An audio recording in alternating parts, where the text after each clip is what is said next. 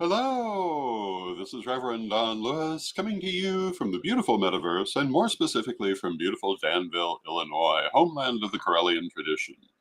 And this is Midday with Reverend Don, and I hope you're having a lovely day today. I am having a lovely day today. And as we come down to the end of year 23, um, coming into really the last couple of weeks, and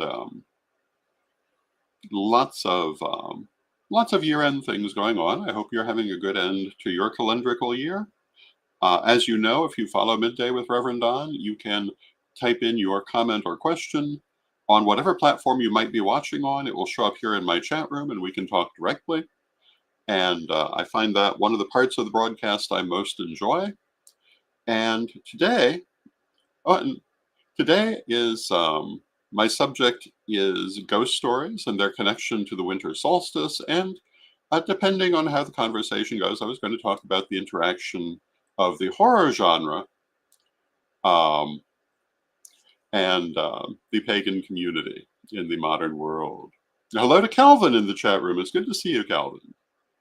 Um, it is a very old custom to tell ghost stories at the winter solstice. This is how the ghosts get into Dickens' Christmas Carol. They were not an odd addition at that time. The idea, and hello to Jason in the chat room. It's good to see you, Jason. The idea of ghosts connected to the winter solstice is connected with the fact that it was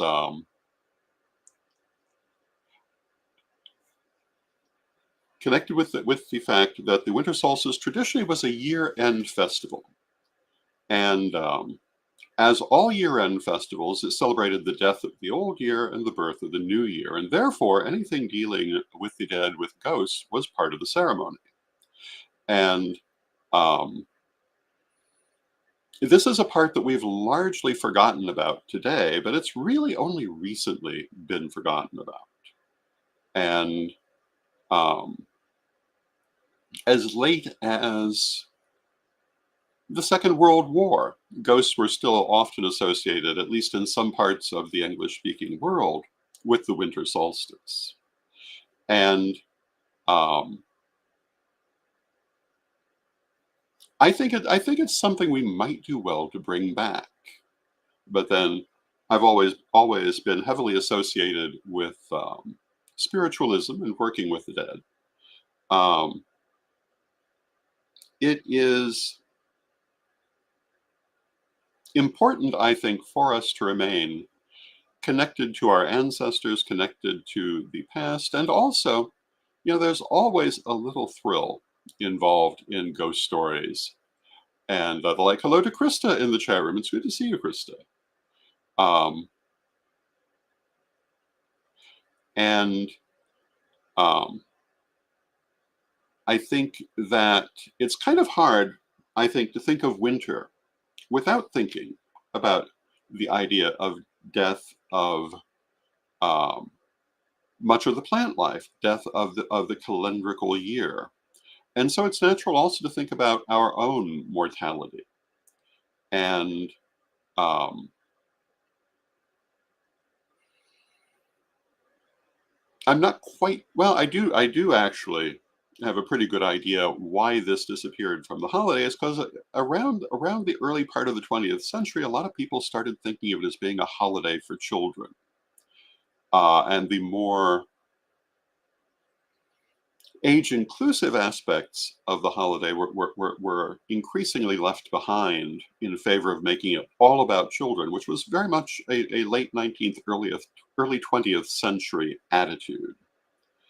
And I don't know that it really is an attitude that I agree with. I think that it would be very good for us to bring back the ghost stories at the solstice. Now, I was also going to talk a little bit about the interaction of the horror genre and the pagan community. And as you know, several times in the last couple of years, I've done Lord Don's Library of Horror, where we looked at a number of horror films and talked about them in terms of their metaphysical significance.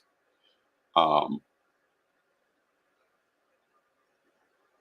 and I think that not every horror film has any kind of metaphysics, physical significance. A lot of them don't. But those that do can be very interesting to look at. Um, I have often said that my favorite horror film is The Mummy from 1932, which I also consider one of the best metaphysical films that has been made. And The Mummy is basically about reincarnation and the idea that reincarnation is better than physical immortality, and why. And of course, the horror aspect of the film is what most people notice. But if you look past that, there's a lot of metaphysics in that film. It says a lot to metaphysics in the 1920s and 30s, but even today, because these considerations of physical immortality versus reincarnation are still things that are relevant to metaphysical thought. Um, some of the other ones we've looked at, we looked at The Ghoul, which is again a film dealing with Egyptian revivalism in the 20s and 30s, um, and how that affected the life of the main character. One of the things that I liked about both The Mummy and to a lesser extent The Ghoul is that they came at their subject matter from the point of view of their subject matter. Um, it didn't have this heavy level of Christianity imposed over it that you sometimes see when Hollywood makes a film dealing with metaphysics or paganism. Um, the Mummy is entirely within the context of ancient Egyptian and or Egyptian revivalist um, spiritual thought. To the extent that there's anything else there, it is shown as being largely irrelevant. Um, and I find that very refreshing. The other thing about The Mummy that is very refreshing is that the hero who saves the damsel in distress is the damsel in distress. She saves herself by calling on the goddess Isis, which is, I think, a spiritually enlightened conclusion you don't see very often in later films, um, and is something to recommend it. But I was going to talk a little also about the influence of Hollywood horror on the actual pagan community. One of the things, for me, oh, and hello to Lady Kai from Buffalo. It's good to see you, Kai.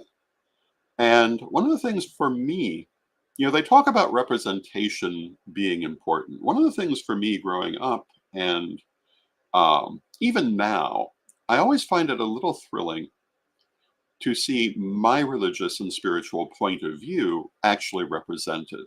And it doesn't happen all that often. But when it does, it has a lot of meaning.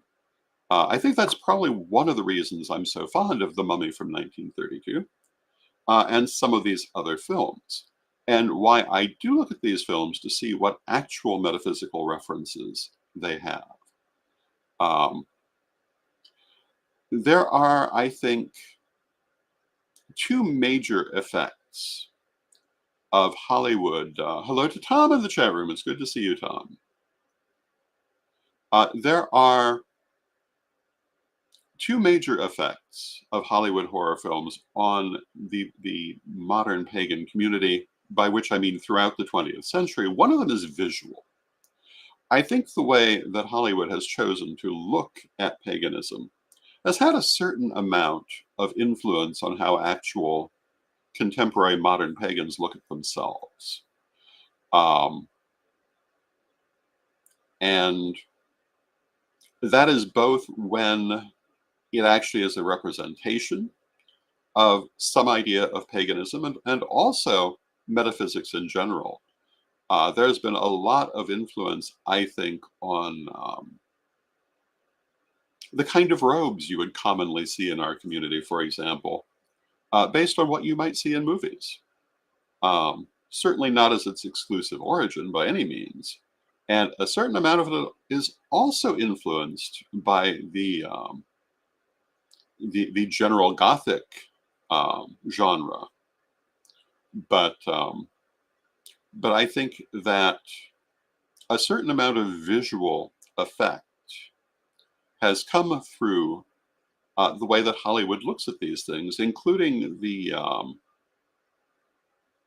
fact that it tends to be very eclectic in how things get put together. The other thing, however, that I think the horror genre has tended to do is it does tend to increase the level of superstition around certain things. I often talk about how the Ouija board was a common item for generations with no particular problems until it was featured in the movie The Exorcist. And suddenly everyone became afraid of it, and it gained reputations it had never had in decades of use. Hello to Jeanette in the chat room. And Krista says they still push the satanic panic on the media. And Krista says, you never read. Police found lots of materials of practicing Catholics and Bibles in the home of criminal X. And that can be true. And I would have to say that part of that satanic panic that we saw back in the 80s and 90s certainly did get a push, not only from certain figures in the paranormal world whose actual purpose seems to have been to frighten people away from metaphysics, but certainly from the Hollywood take on horror films, which, of course, it's a horror film. It's supposed to be frightening and so forth. But I think sometimes people forget that that is the case, and it is not a genuine look at metaphysics. And you have people like, certain paranormal researchers who basically write about their adventures as if they were horror stories and with about the same level of credibility. And it certainly doesn't help anything. And the paranormal programs that have been done in recent years, I don't think we can really call them Hollywood as such, but in the media, also in many cases, have been very inducive towards superstition.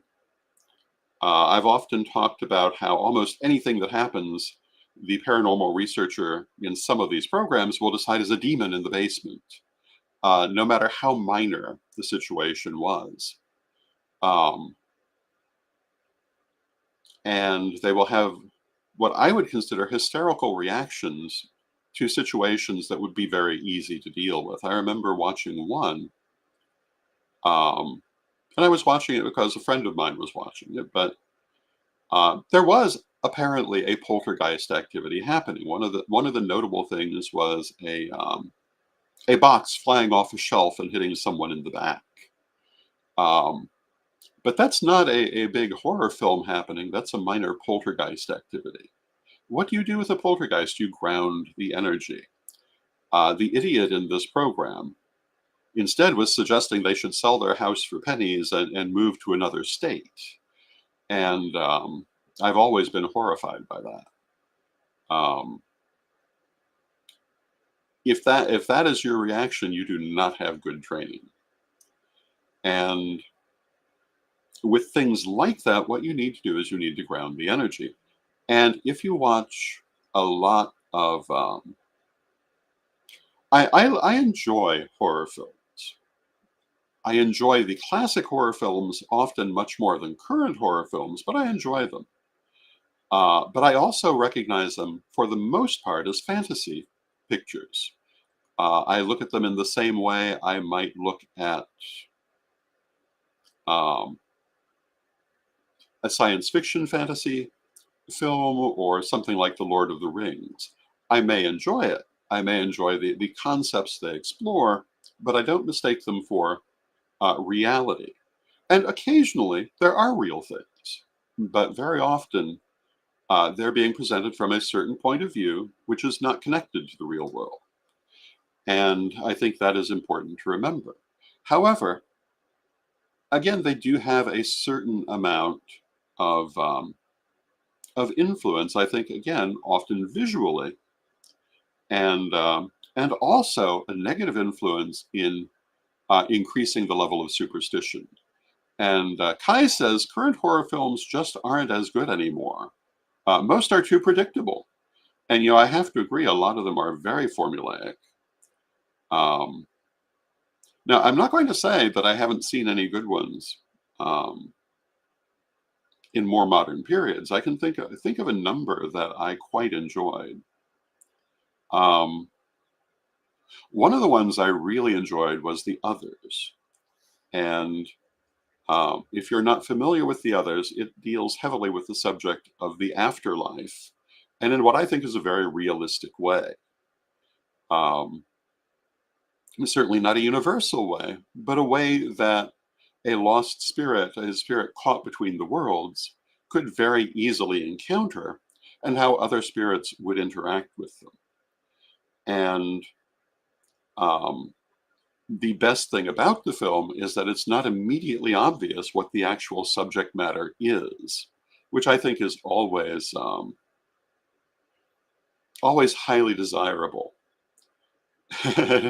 And Kai says, yes, there are some exceptions, but for the most part, it's the same 5 plot lines with different names, and I'm afraid I have to basically agree with that. And and Krista says, true. Also, I often think poltergeist activities are more triggered by religious people. I haven't seen a group of witches deal with problems on ghost hunting shows. A few on YouTube are good. I think part of my reaction to that, Krista, is I think anyone with actual metaphysical training isn't really likely to have that kind of problem.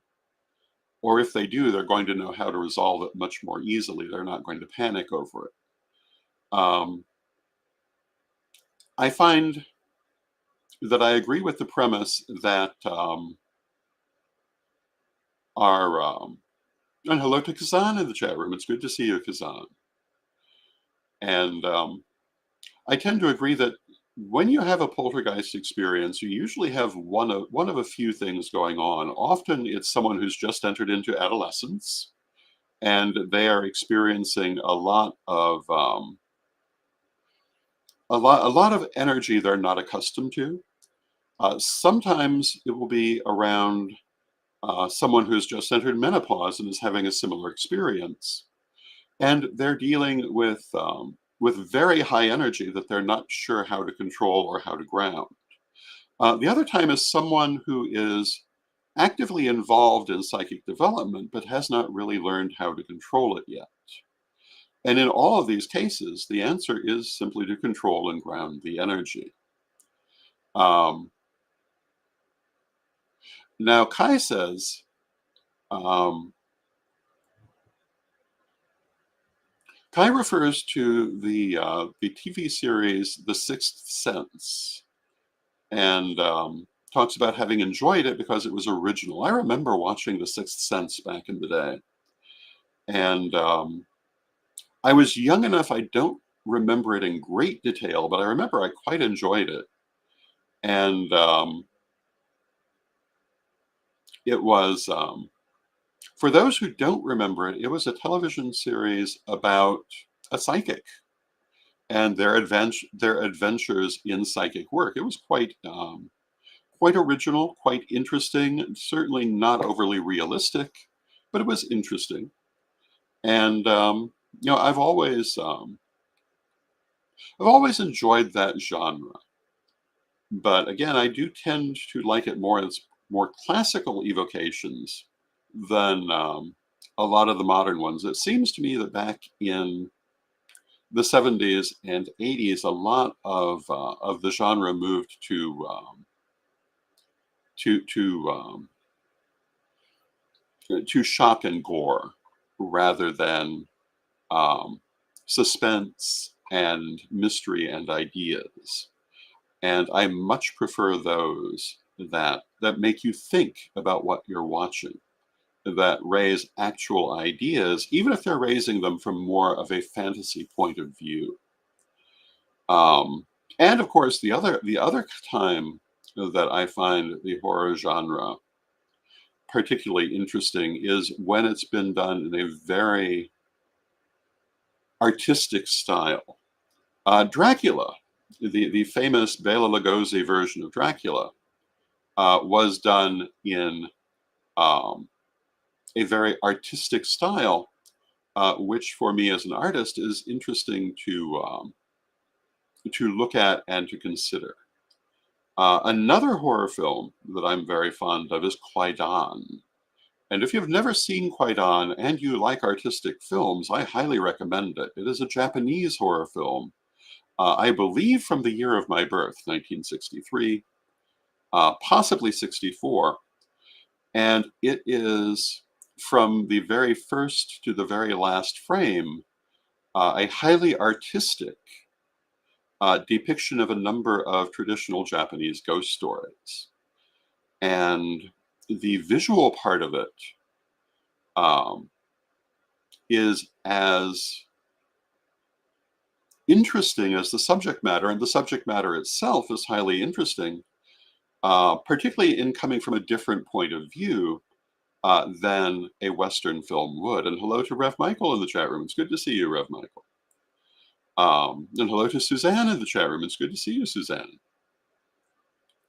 Um, I can watch Kwaidan many times and still find new things in it, particularly the part about the Genpei War. Um, and visually, one of the things I really enjoy about how they did that film is that they have these very complex and naturalistic sets. Oh, and Calvin says it was 1964. Thank you, Calvin. These very realistic sets that look like they're being filmed outside, except for the sky, which is obviously a piece of artwork. And I can remember a point in time when I assumed that they actually were filmed outside with a large backdrop erected to be the sky. But no, I found out later they were entirely done on soundstage. And Reverend Kai says, my hubby likes the original Outer Limits and Twilight show, often horror-ish, but with a moral lesson. They were our go-to. They're our go-tos when we stream fatigue. I always enjoyed the Outer Limits and the Twilight Zone. And again, because they made you think. They usually had surprise endings. They weren't necessarily at all realistic, but they were thought-provoking. And I guess part of my take on this is I like entertainment that makes you think. Now, Krista says, I have had over the years several spirits come who needed help to go to the other side. It makes me sad to see haunted houses making money on it rather than helping them move on. I've known a number of people who share that point of view. And that's that's what I was trained to do. If you find a spirit that is trapped between the worlds, you help them to move on. And a spirit trapped between the worlds is what I would call a ghost, how I would use that term, according to how I was trained.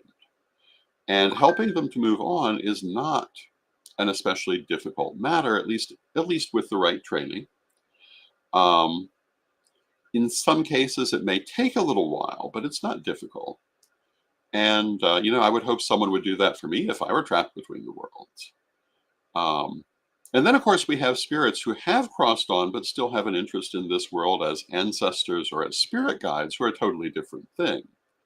But for those who are actually caught between the worlds, I think helping them to move on is the thing to do. And hello to Piyu in the chat room. It's good to see you, Piyu. I love the fact that we have so many people uh, from all over the world who watch the show and speak in the chat room. It's good to see you. Now, getting back to the influence of these things on the community, it's not only Hollywood horror that has an influence um, on the community, but also written horror. And again, the Gothic genre from the late 18th and 19th century had a pretty big influence on certain things we do even now, certain ways we look at things even now. And I think that looking at Gothic works, whether written or filmed, um, can sometimes be rather enlightening. One of the ones that I remember is one of the two films called The Cat, with Boris Karloff and Bela Lugosi from, I believe, 1934. And it centers on the idea of a satanic coven. But other than that, everything visual about that coven would be perfectly appropriate in a modern pagan temple, from the way the robes are handled to,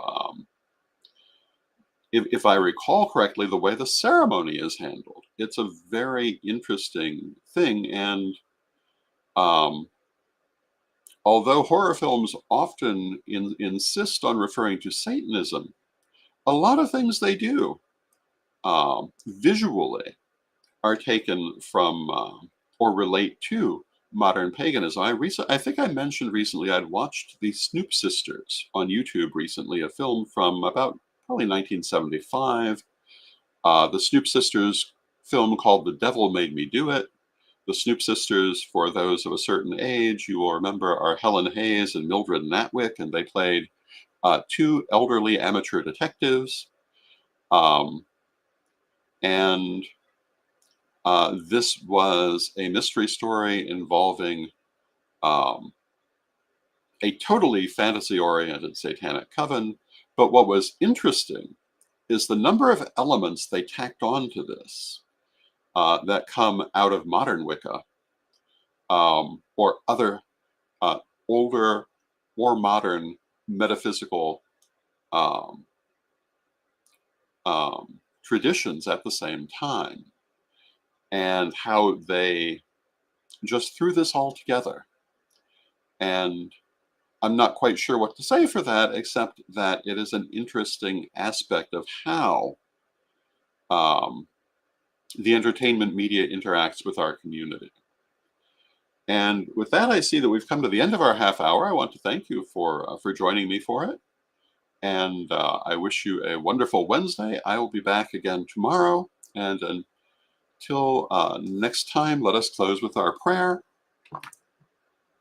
And beloved Mother Goddess, beloved Father God, beloved ancestors, we thank you for all that you do for us in our lives. And we ask you to help us to have clarity in how we perceive ourselves and how we portray ourselves. And help us to remember that if we wish to be perceived realistically, then we must take control of our image and portray ourselves as we are, and help us to have the tools to do that. Beloved Mother Goddess, beloved Father God, beloved ancestors, we thank you for all that you do for us in our lives, knowing you are always with us, but from respect, we thank you for your presence, and may you be blessed now and always. And I thank you for your presence, and may you be blessed now and always. And Calvin, as a lovely closing thought, blessed be to all of you.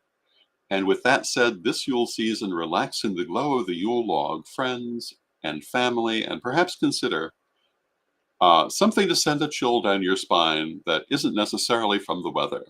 It's one of the oldest traditions, after all, and as Dickens reminds us, let us keep Yule well. And thank you, Calvin. Thank you, everyone. And may you be blessed.